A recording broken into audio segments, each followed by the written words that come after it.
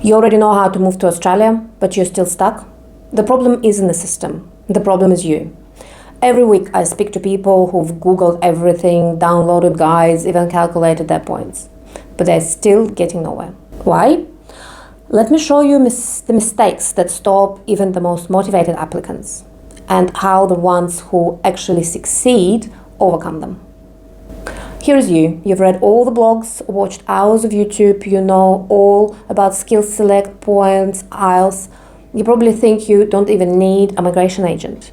And now it's been 2 years and you're still planning. But you've got no visa. Because knowing isn't equal doing. And doing without strategy, well, that's self-sabotage. Migration isn't a guessing game. It's a project. It's like a business plan. Everything has to be calculated, checked, and delivered as a strong, coherent application. Here's the truth. The most successful clients aren't the ones with 95 points. They're the ones who came in and said, I have no idea what I'm doing, but I'm ready to follow the right path. One client told me this: I thought I had everything under control. Until you explained why my nominated occupation wouldn't even qualify under subclass 189. Let me give you a real example. A client from India, an architectural draftsperson, came to us. He tried to do everything himself. He selected an occupation, submitted his skill assessment to VetAssess, and was rejected, flat out.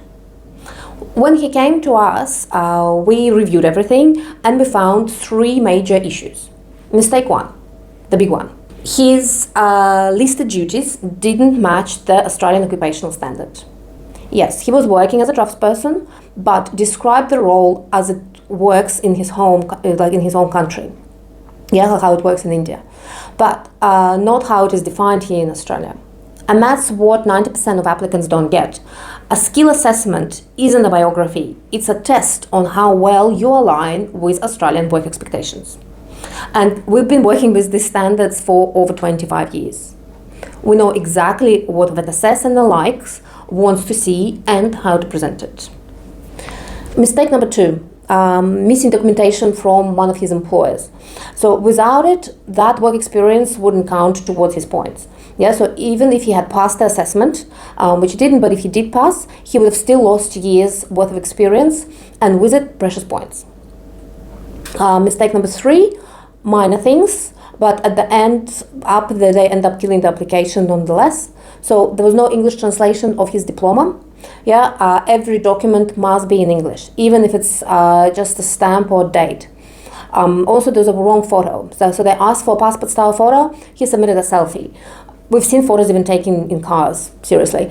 The poor quality scans, yeah, sort of blurry, cropped, compressed to very small sizes, so you can't really see anything. So if the case officer can't read it, they'll reject it. Those little things can mean months of delay, visa refusals, and money down the drain. That's why we always say, skill assessment isn't just a formality, it's the foundation. So if you get this part wrong, your entire migration plan falls apart. That's why when we work with skilled applicants, we always start with the skill assessment, because without it, there's nothing, you can't do anything, yeah? So what did we do for this client? So we rewrote the job duties to match the Australian standards and the assessor's expectations. We collected all the required documentation from previous employers, clean up the entire submission, so the translation, proper scans, correct photos. And because he obviously had good English, so we helped him prepare for 90 CCL, and he gained extra points from that. And right from the start, we told him, start talking to potential employers now. Yeah, so even before yesterday, not tomorrow, before yesterday. We advised which state was actively sponsoring his occupation, and he started reaching out early. So by the time the skill assessment came through positive, his job offer was already waiting. So the result, positive skill assessment, I think it was 85 points, and the state nomination for 190 visa on the basis of the fact that he had a job offer. And the whole journey from rejection to nomination took 9 months. He said, if it wasn't for you, I would have given up. So we just did our job, and if you are in the same place, you're still trying to go to do it alone, reading forums, watching stories, ask yourself, do you want a visa or do you want to keep trying? You can waste years trying, or you can work with someone who gets it right the first time, most of the time, 95% of the time. There is a free visa assessment link to in the description. Submit your details, or at the very least, you will know if you got a real shot. It costs nothing.